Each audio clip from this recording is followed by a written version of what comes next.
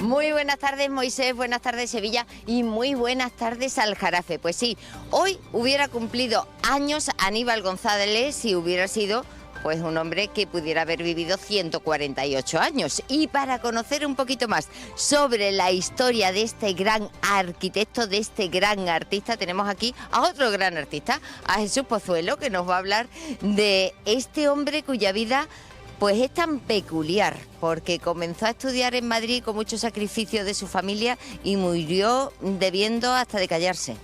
Pues sí, Pilar. Muy buenas, Moisés, muy buenas a los espectadores. Pues realmente hoy cumpliría años. Aníbal González nace precisamente un 10 de junio de 1876 y, como tú bien has comentado, él es el arquitecto más importante sin duda del siglo XX en Sevilla. Además, un arquitecto queridísimo por tanto los sevillanos que lo conocieron en vida como los sevillanos, digamos, posteriores. Y él marcha a Madrid, estudia allí, como tú bien has comentado, con gran esfuerzo de su familia. Y él es interesante porque justo tras titularse ya empieza a realizar proyectos y obras bastante importantes. Es muy interesante la etapa temprana. Todo el mundo suele conocer la etapa regionalista, ¿no? La etapa más, digamos, neomudéjar de Aníbal González, por supuesto, la Plaza de España, Capilla del Carmen, etcétera. Pero seguramente hay edificios que yo creo que sean curiosos para los espectadores y que quizá no conozcan. Por ejemplo, algunos de esos edificios de la etapa temprana, uno de ellos, por ejemplo, es el Colegio Reina Victoria, en Triana, que no es todavía su etapa regionalista, es una etapa previa. Tiene un estilo historicista, pero también con un punto modernista, ¿no? Tienes otro edificio desaparecido, desgraciadamente, como el Café París, que también es de su etapa más temprana, que estaba en la Campana, que era una cafetería preciosa de un estilo francés, que desapareció desgraciadamente en los años 70. Y hay unos edificios muy interesantes en Aracena, porque él era muy amigo de Javier Sánchez Dal, que fue marqués de Aracena, político y una figura muy importante, y le contrató varias obras allí en Aracena, como por ejemplo, la Fuente del Concejo, que está allí, el propio ayuntamiento, que se construye no para ayuntamiento, pero después se destinó a ayuntamiento, que es una obra preciosísima y muy diferente a las obras que tiene aquí en Sevilla Aníbal González. También, por supuesto, uno de los edificios más icónicos de Aracena, que es el Casino de Arias Montano, y también incluso una barriada, Aracenilla, que está allí a las afueras, de un chalet muy muy bonito, también de los años, de comienzo del siglo XX, y esos edificios quizá no sean tan conocidos por los espectadores. Después en Sevilla, ya a partir sobre todo de 1911, 1912, comienza su etapa más regionalista, uno de los edificios también, digamos, de los primeros edificios regionalistas de Sevilla, por no decir el primero, es el edificio que hace para Manuel Nogueira, que está en la Campana. Es un edificio que hace esquina justamente con la calle Martín Villa, que además lo tenemos porque es donde hace la Revira, ¿no? En la carrera oficial. Y ese edificio es el primer edificio, digamos, neomudéjar, plenamente regionalista de Aníbal González. Y después, tenemos obras conocidas por todos, indudablemente la Plaza de España, de la que ahora hablaremos. Bueno, y a mí lo que me ha sorprendido mucho también es que Aníbal González tiene muchísimo que ver con el Parque del Retiro, gracias a su primo, Luca de Tena, que influyó mucho y le dio algunos que otros trabajos importantes a lo largo de la geografía española, ¿verdad? Sí, efectivamente. De hecho, Aníbal González, no olvidemos, aparte de la relación, como bien has comentado, con Luca de Tena, y que fue fundador del ABC y una figura importantísima, que además Aníbal González tuvo muchos amigos, digamos, influyentes. Antes habla, por ejemplo, de Javier Sánchez Dal, Luca de Tena sin ningún tipo de duda, y también no olvidemos, como tú bien has comentado, que él tiene obras fuera de la provincia de Sevilla. Otro edificio, por ejemplo, que también es muy interesante y que seguro los espectadores lo conocen, aunque sean fotos, es el Gallo Azul de Jerez de la Frontera, que es un edificio icónico que precisamente le contratan, y es uno de los edificios, podemos decir, las estampas más pintorescas de Jerez. El edificio del Gallo Azul, que es donde se bifurca la calle ancha de Jerez, y es otro edificio que como digo, está fuera de la provincia de Sevilla. Bueno, nosotros estamos en la Plaza de España, estamos en el monumento que tiene aquí Aníbal González, y ¿por qué no contamos algunos de esos secretos de este monumento que las personas no saben ni ven? Pues este monumento tiene una curiosidad que muchos de los espectadores seguramente conozcan, y es que cuando se realizó, que aquí ven a los autores, ¿no? Los escultores que realizaron en 2010, cuando se inaugura, pues curiosamente, según parece, los tres fueron padres y tienen la marca justamente debajo de los niños recién nacidos de los escultores, una marca que dejaron las manitas, que se ven que son tres manitas, curiosamente, que cuando pasen por aquí los espectadores lo pueden comprobar. Y es un homenaje, por supuesto, que bien merecía la ciudad a Aníbal González Osorio aquí en su obra cumbre, que es la Plaza de España, sin duda. Y ahora hablaremos de la Plaza de España. La Plaza de España tiene mucho que contar, pero tenemos poco tiempo. Sí, pero a mí lo que me sorprende de la vida de este hombre es cómo murió. Murió sin el reconocimiento que hoy en día tiene, y murió debiéndole dinero a mucha gente. Pilar, esto es matizable y yo me gustaría que los espectadores pusieran en Google, que a día de hoy tenemos mucho acceso a la información, ¿no?, gráfica, entierro Aníbal González o sepelio Aníbal González en Sevilla. Van a ver cómo en Lord de Multitudes la gente salió a la calle cuando él muere, que muere justamente tras la inauguración de la exposición. La exposición se inaugura el 9 de mayo del 29 y él muere a final de mes, muere unos 22 días más tarde. Y cuando él muere ya no era director de la exposición, porque él fue, digamos que dimitió en 1926, después nombran a Vicente Traver, un valenciano, como director de la exposición, que de hecho Vicente Traver es el que ejecuta la obra de La Fuente, que de alguna forma agrede, ¿no?, lo que es la Plaza España original de Aníbal González. La fuente central de la Plaza España es obra de Vicente Traver, al igual que el Casino de la Exposición, que es un edificio que todos los espectadores conocerán. Pero él muere, podemos intuir, bastante dolido, con su... La Plaza España además que tardó, se perpetuaba, no se terminaba nunca, costó muchísimo dinero, de 1 millón o un poco menos de 1 millón que se presupuestó a 1912, llegó a costar 17 millones de pesetas, es decir, y en la Plaza España era una obra que no terminaba nunca.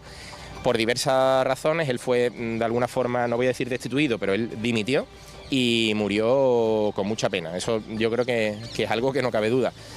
Pero lo que has comentado de que no tuvo reconocimiento, que pueden ver los espectadores las fotos preciosísimas en la campana, con el edificio incluso del Café París suyo detrás, el Lord de Multitudes que llevaron, después de hecho incluso se celebró en la iglesia del Sagrario y fueron miles de sevillanos a la misa de Aníbal González y después lo acompañaron miles de sevillanos, incluso obreros que habían trabajado en las obras de la Expo del 29, llevando el féretro, una cosa muy bonita, como digo, el Lord de Multitudes, al cementerio de San Fernando.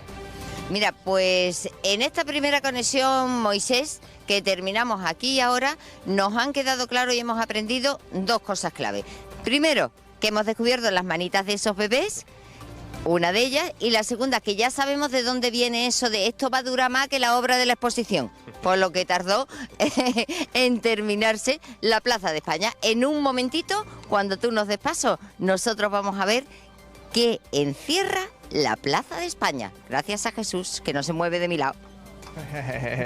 El bueno de Jesús Pozuelo, de la mano siempre de Hispabilia, colaborando con esta casa, con las 7, para darnos a conocer más en profundidad la historia, la cultura y en definitiva el patrimonio que tenemos aquí en Sevilla. Recordando esos tiempos de cuando yo era chiquitita, Jesús, que yo me sentaba en uno de esos bancos y efectivamente ahí había libros. Y yo me sentaba con mi tía a leer y pasábamos unas tardes la más de gusto. Qué pena que eso se haya perdido. No solamente el podernos sentar a leer, sino los libros que ahí había. Pues efectivamente, Pilar, de hecho el destino original de la Plaza de España tras la Exposición Iberoamericana del 29 iba a ser precisamente, se le iba a dar un uso universitario, que fue el destino original, aunque después cambió al militar, ¿no? Y diversos otros usos. Y realmente la Plaza de España, bueno, es la obra cumbre, indudablemente, de Aníbal González y de la Exposición Iberoamericana, fue la obra que más dinero costó, que más hizo postergarse la inauguración de la exposición, que se pospuso en varias ocasiones, y la que deslumbra a todo el que llega de fuera y, por supuesto, es uno de los iconos, ¿no?, de nuestra ciudad.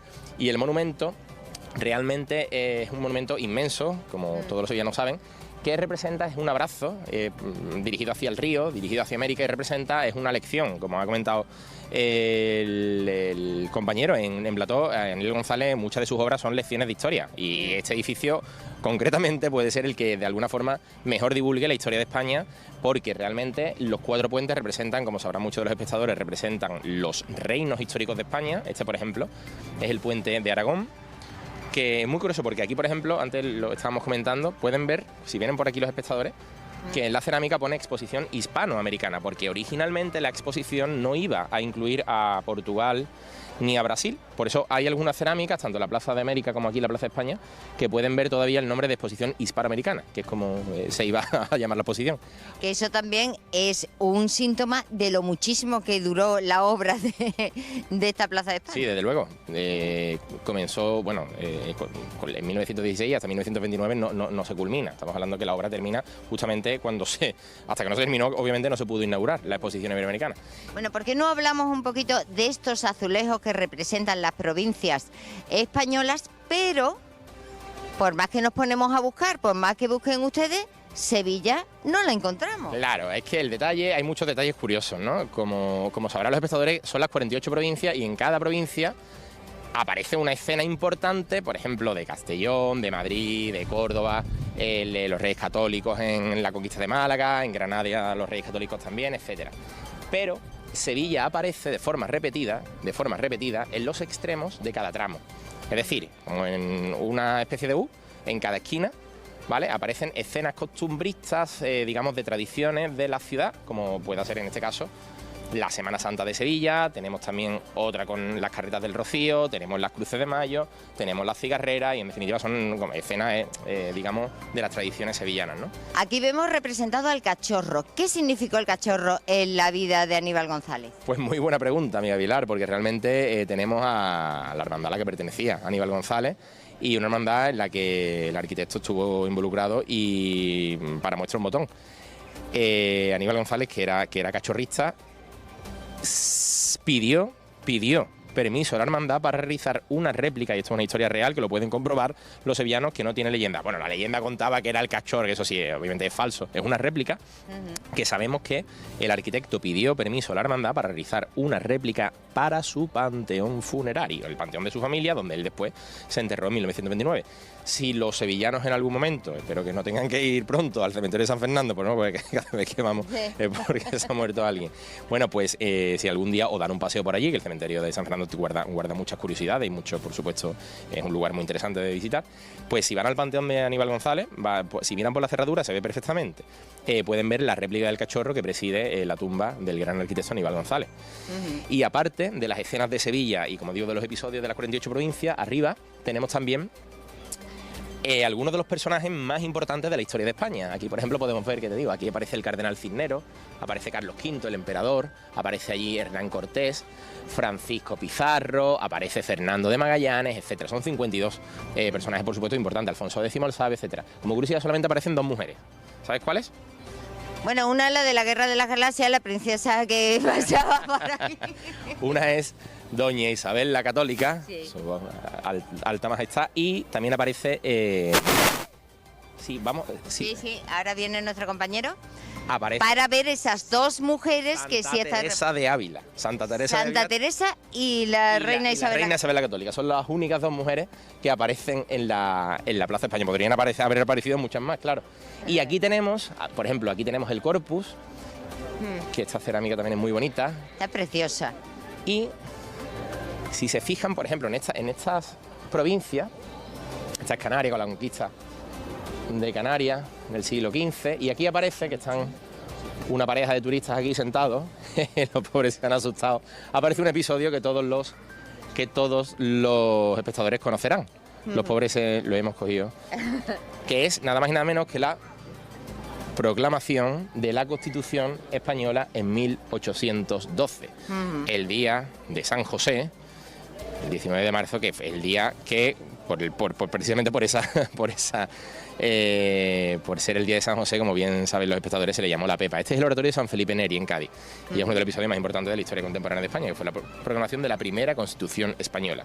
Ve, pues antes, en mis tiempos de niña, en lugar de sentarnos como estaban aquí esta pareja, pues nosotros nos sentábamos aquí tranquilamente, cogíamos nuestro librito de aquí y nos sentábamos a leer. Ahora ya esto se ha perdido, pero bueno, menos mal que aún se conserva y por lo menos alguien preguntará ¿esto para qué era? Efectivamente, se conserva y se intentó recuperar esa tradición tan bonita de dejar libros, pero desgraciadamente no ha sido posible. Pero sí, y el destino, el uso iba a ser un uso cultural y universitario.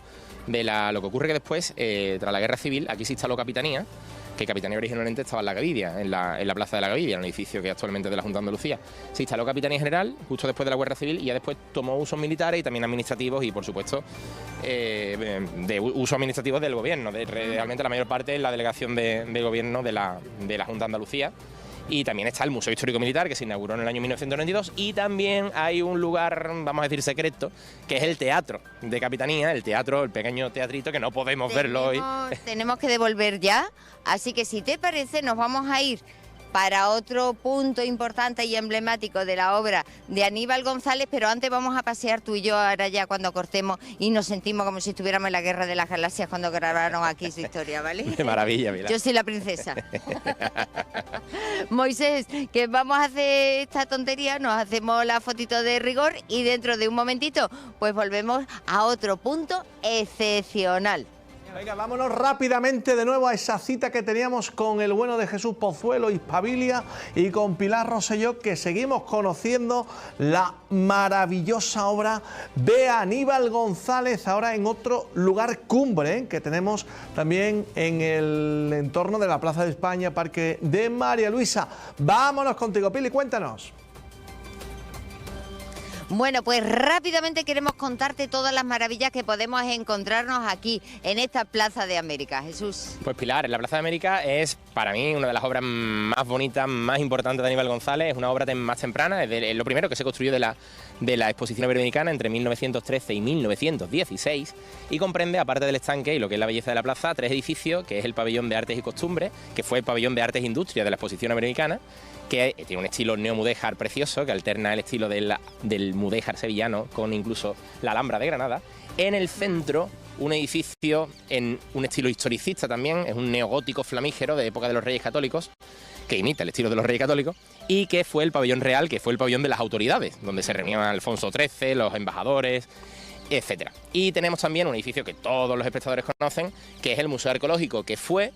¿Tú sabes cuál fue el uso que tuvo durante la exposición iberoamericana? Dímelo. Fue el Museo de Bellas Artes de la exposición, donde estaban los cuadros de las colecciones más importantes de Sevilla, de Murillo. Y además vinieron muchas obras maravillosas. Efectivamente, obras que se trasladaron desde el Museo de Bellas Artes al museo, lo que después fue el Museo Arqueológico. El Museo Arqueológico se convirtió en Museo Arqueológico en los años 40. Pero un pequeño detalle que quiero que vean los espectadores, esta glorieta, a ver si nos da tiempo, que es una glorieta preciosísima y muy desconocida por parte de los sevillanos, que homenajea, porque esta plaza originalmente iba a tener un monumento a Miguel de Cervantes.